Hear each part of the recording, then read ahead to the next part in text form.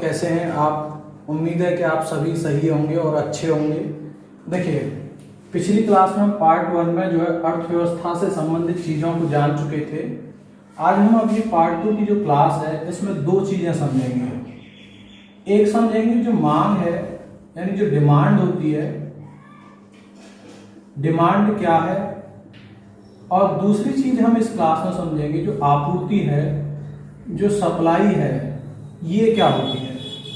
जैसे मैं पिछली क्लास में बता चुका था, जो मांग का जो संबंध है वह उपभोक्ता, कंज्यूमर से होता है, और देखिए जो आपूर्ति है इसका जो संबंध है उत्पादनकर्ता से होता है, प्रोड्यूसर से होता है। जो यानी उत्पादन किसी भी चीज का करता है उसको संबंधित रखते हैं हम जो है आपूर्ति से। अब हमें इसमें यह देखना है एक तो कि मांग का नियम क्या है। इस क्लास में लॉ ऑफ डिमांड देखनी है हमें, और दूसरा हमें इसमें देखना है आपूर्ति का नियम क्या होता है।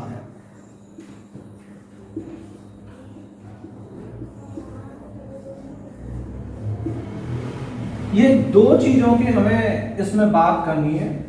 अब जैसे कि हम सबसे पहले हम बात करते हैं, मांग की बात करते हैं कि मांग का जो नियम है ये क्या होता है, और ये कैसे जो है एक तरह से इसकी जो चीजें आगे की ओर आती हैं। देखिए मांग क्या है, सबसे पहले हम इसकी बात करते हैं। देखिए दो चीजें होती हैं, एक होता है समय जिसको हम टाइम कह देते हैं, एक होती है कीमत जिसको हम प्राइस कह देते हैं। और देखिए जब कभी भी एक निश्चित समय में, जब कभी भी एक निश्चित समय में और एक निश्चित कीमत पर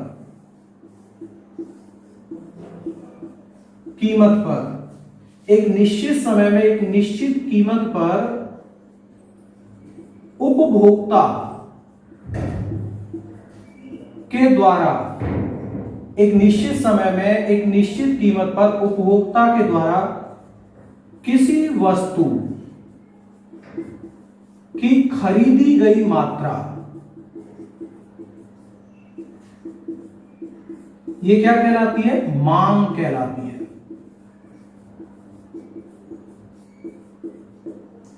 एक निश्चित समय में एक निश्चित कीमत पर जब उपभोक्ता के द्वारा कोई भी वस्तु खरीदी जाती है, अब चाहे वस्तु खरीदी जाए, वस्तु की जगह पर हो सकता है दूसरी चीज एक और हो सकती है, सेवा हो सकती है, सर्विस हो सकती है। इन दोनों में से कोई भी चीज खरीदी जाएगी उसको हम मांग कहते हैं। अब देखिए मांग के लिए दो चीजें निकल के आती हैं। अब हमारी यहीं से जो है क्या निकल के आती है उस पर भी बात करें। देखिए जो मांग होती है, मांग और जो कीमत होती है जिसको हम प्राइस कहते हैं, ये दोनों एक दूसरे के विपरीत होते हैं, व्युत्क्रमानुपाती होते हैं, या हम कह सकते हैं इनवर्स प्रोपोर्शनल होते हैं। कैसे होते हैं इनवर्स प्रोपोर्शनल, उस चीज की बात हम कर लेते हैं। देखो जब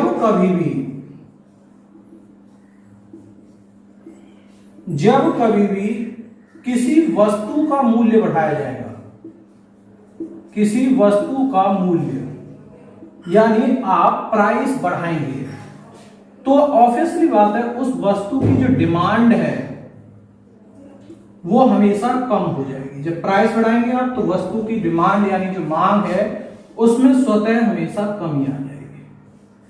और दूसरी बात, जब कभी भी आप वस्तु के प्राइस घटाएंगे तो ऑब्वियसली बात होती है कि जो डिमांड है उसमें हमेशा इंक्रीजमेंट हो जाएगा, जो मांग है वो बढ़ जाएगी।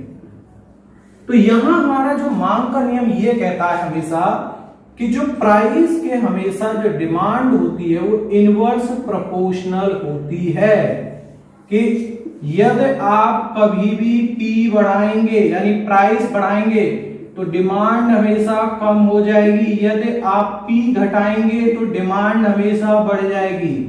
देन याद रखेंगे यहां P बराबर प्राइस है, X बराबर गुड्स या सर्विस है, और याद रखेंगे D बराबर यहां पर डिमांड है।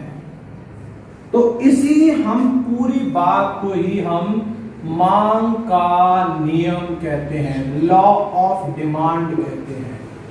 तो याद रखेंगे कि इसमें प्राइस और डिमांड हमेशा एक दूसरे के इनवर्स प्रोपोर्शनल हैं। अब देखिए यहां सबसे बड़ी बात आती है, दूसरी ओर आपूर्ति से संबंधित बात आती है जो है। अब उस आपूर्ति से संबंधित जो बात आती है उस पर भी हम ध्यान देते हैं थोड़ा सा कि वहां क्या बात आती है, सप्लाई से रिलेटेड भी बात आती है। अब देखिए मैंने पिछली क्लास में बताया था और अभी बताया, आपूर्ति का जो संबंध है ये किससे होता है, उत्पादनकर्ता से होता है, प्रोड्यूसर से होता है। और जो उत्पादनकर्ता जो रहता है वो क्या करता है, हमेशा सप्लाई करने का काम करता है। तो अब देखिए यहां पर जो सप्लाई है यानी जो आपूर्ति है, ये जो है प्राइस के यानी जो कीमत होती है किसी भी चीज के, उसके ये हमेशा समानुपाती होती है, यानी एक तरह से सीधा रिश्ता रखती है। ये कैसे सीधा रिश्ता रखती है, आइए उस पर भी हम चर्चा कर लेते हैं। कि देखिए जब कभी भी आप जो है किसी भी वस्तु का मूल्य बढ़ाएंगे, यानी जब कभी भी उत्पादनकर्ता के वस्तु का मूल्य बढ़ता है यानी प्राइस बढ़ते हैं, वस्तु हो जाए चाहे इसकी जगह पर सेवा का मूल्य बढ़ जाए, चाहे इसकी जगह पर सेवा का मूल्य बढ़ जाए, तो ऐसी स्थिति में क्या होता है कि तुरंत जो है डिमांड भी बढ़ जाती है। यदि आप कभी भी वस्तु या सेवा का मूल्य बढ़ाएंगे तो यहां पर जो सप्लाई है वस्तु की वह भी बढ़ जाती है। और जब कभी भी वस्तु या सेवा का जो मूल्य है अगर आप कम करेंगे तो ऐसी स्थिति में किसी वस्तु की जो सप्लाई है या सेवा की सप्लाई है वो भी कम हो जाती है। तो इसका मतलब यहां क्या निकल के आता है कि जो प्राइस जो है डायरेक्ट प्रोपोर्शनल किसके होता है, सप्लाई के होता है, वेयर P बराबर प्राइस है और X बराबर या तो गुड्स है या फिर यहां पर सर्विस है और S बराबर जो है यहां सप्लाई है। अब देखिए अब बात दिमाग में ये नहीं आ रहा होगा कि सर प्राइस बढ़े तो सप्लाई कैसे बढ़ गई। चलिए इसका एक उदाहरण दे देता हूं मैं आपको, चलिए देख लें, एक उदाहरण में इस चीज का दे देता हूं। आप खुद सोचें कि एक दुकानदार है, अब इस दुकानदार है या एक कोई भी उद्योगपति है या मान लेते हैं हम एक किसान है, कोई भी मान लेते हैं। अब आप सोचिए किसान है, अब किसान को एक वस्तु थी और इस वस्तु का 10 रुपया किलो मूल्य मिल रहा था और अब क्या हुआ कि 10 रुपए के स्थान पर इस वस्तु की प्राइस बढ़ करके 20 रुपया हो गए। तो अब क्या हुआ कि जो किसान है, किसान को अधिक लाभ होगा और जब इसको अधिक लाभ होगा यानी उत्पादनकर्ता को जब अधिक लाभ होगा तो ये क्या करेगा, जो प्रोडक्शन है इस प्रोडक्शन का जो रेट है इसको भी इंक्रीज करेगा। और जब ये प्रोडक्शन का रेट इंक्रीज करेगा तो आप ही कुछ सोचें क्या चीज इंक्रीज हो जाएगी, सप्लाई भी इंक्रीज हो जाएगी। तो यहां निकल के बात क्या आ रही है कि जब कभी भी हम किसी भी वस्तु की प्राइस बढ़ाते हैं तो वहां से जो सप्लाई है वो ऑटोमेटिकली बढ़ जाती है। जो है क्यों बढ़ जाती है, क्योंकि इसको प्रॉफिट होने लगता है और ये उत्पादन ज्यादा करने लगता है, क्योंकि इसको अपना उसमें लाभ ज्यादा दिखाई दे रहा है। अब वहीं दूसरी ओर अगर हम देखें, अगर हम दूसरी ओर बात करें कि यदि हम किसी वस्तु के प्राइस जो है कम कर देते हैं तो अब ऐसी स्थिति में क्या होगा, जो उत्पादन करता है, उत्पादनकर्ता को लाभ कम होगा। भाई उसका जो मैन्युफैक्चरिंग चीजें हैं उसमें सब में खर्चा तो उतना ही आ रहा है, अब उत्पादनकर्ता को जो लाभ कम दिखता है तो ऐसी स्थिति में वो क्या कर देता है, उत्पादन को घटा देता है। और जब वो उत्पादन को घटा देता है तो ऐसी स्थिति में अपने आप क्या घट जाएगी, सप्लाई भी यानी आपूर्ति भी जो रहती है आपकी वो भी क्या हो जाती है, कम हो जाती है। तो इस प्रकार से यहां पर हम देखते हैं कि किसी भी वस्तु के प्राइस या सेवा के प्राइस डायरेक्ट प्रोपोर्शनल होते हैं, और वो किसके डायरेक्ट प्रोपोर्शनल होते हैं, सप्लाई के होते हैं। तो यहां ये बात निकल के आती है आपूर्ति के। तो हमेशा याद रखेंगे यहां पर यही आपका जो है कहलाता है आपूर्ति का नियम, क्या कहलाता है, लॉ ऑफ सप्लाई कहलाता है। अब देखिए यहां मैं एक छोटी सी सारणी के माध्यम से आपको बता रहा हूं, उस पर ध्यान देंगे, विशेषकर ध्यान देंगे। देखिए सबसे पहला पॉइंट हमारा ध्यान दीजिएगा, जो मांग है, मांग का संबंध किससे है, उपभोक्ता से है। और उपभोक्ता के साथ साथ में आप ध्यान रखेंगे कि यहां पर किस प्रकार का संबंध था और किससे संबंध था, यहां पर प्राइस का इनवर्स प्रोपोर्शनल रिलेशन था और किसके साथ में था, डिमांड के साथ में था। और ये जो है इसका मतलब क्या था, मैं बता चुका हूं कि किसी वस्तु के प्राइस बढ़ाओगे तो जो डिमांड है वो कम हो जाएगी, किसी वस्तु के प्राइस को घटाओगे तो जो डिमांड है किसी भी चीज की वो क्या हो जाएगी, बढ़ जाएगी। इस बात को याद रखेंगे। दूसरी बात की थी हमने जो है आपूर्ति, आपूर्ति का संबंध किससे था, उत्पादनकर्ता से था। और यहां मैंने बताया था कि यहां प्राइस जो रहते हैं किसी वस्तु या सेवा के, ये डायरेक्ट प्रोपोर्शनल होते हैं, किसके होते हैं, सप्लाई के होते हैं।